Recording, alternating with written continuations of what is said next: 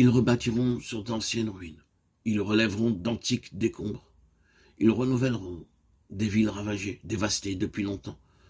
Des étrangers seront là et feront paître vos troupeaux. Des fils de l'étranger seront vos laboureurs et vos vignerons. Mais vous, on vous appellera sacrificateur de l'Éternel, on vous nommera serviteur de notre Dieu.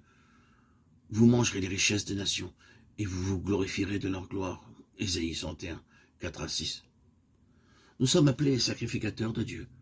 Le sacrificateur possède un double privilège, la liberté d'invoquer Dieu pour tout besoin et délivrer le message de Dieu au peuple.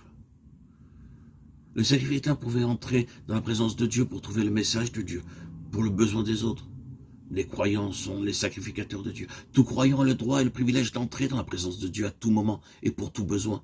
Nous n'avons besoin d'aucun autre médiateur car le Seigneur Jésus-Christ est notre médiateur. La liberté nous est donnée en tant que sacrificateurs de Dieu. Nous pouvons entrer dans la présence de Dieu à tout moment. Hébreux 10, 10. En tant que sacrificateurs de Dieu, nous avons la liberté et la hardiesse d'entrer dans sa sainte présence à tout moment, pour toute question et pour tout problème. Spirituellement, en tant que sacrificateurs de Dieu, nous avons le même privilège en faveur de ceux qui vivent dans le péché.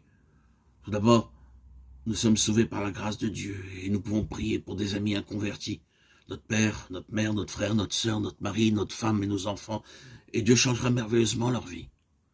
Souvenez-vous que votre mère ou que quelqu'un d'autre quelque part prie pour vous.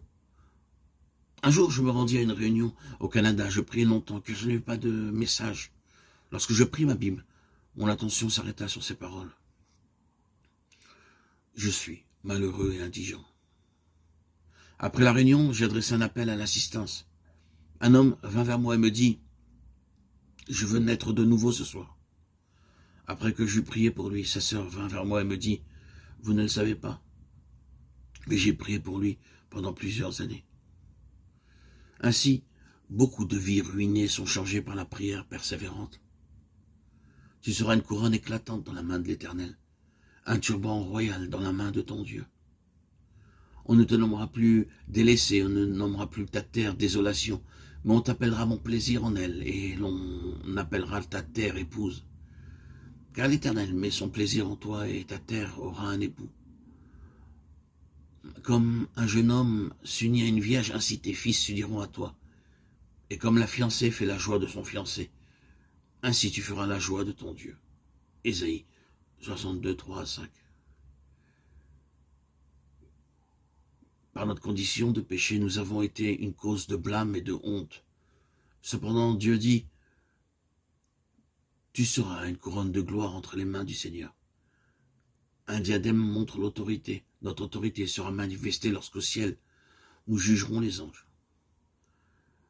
Notre Seigneur désire que nous soyons comme une fiancée et un fiancé. S'ils sont unis par le Seigneur, ils doivent se reposer entièrement sur lui et apprendre à s'aimer en toutes circonstances. Alors qu'ils agiront ainsi, ils acquerront une ressemblance mutuelle. Dieu dit, je ferai de vous une couronne de gloire entre mes mains. Il désire que nous soyons sa couronne pour satisfaire à son plan céleste. Le diadème royal est une couronne de beauté. Ici, la pensée est que la gloire et la beauté de Jésus, qui n'ont pas été vues par les anges, seront contemplées en ce jour-là. Nous sommes pleinement préparés par le Seigneur Jésus en vue de cette gloire. De plus, nous sommes aussi considérés comme le sceau du Seigneur Jésus, âgé de 23. Tout comme le roi porte une couronne pour montrer sa grandeur et celle de son royaume, de même les princes aussi ont des anneaux aux doigts leur servant de sceau. L'autorité de Dieu sera finalement révélée à ceux qui sont sauvés par lui, et non par les anges. Nous deviendrons sa couronne, son diadème et son sceau. Une couronne pour montrer sa gloire, un diadème pour sa beauté, et un sceau pour son autorité. Quel merveilleux salut!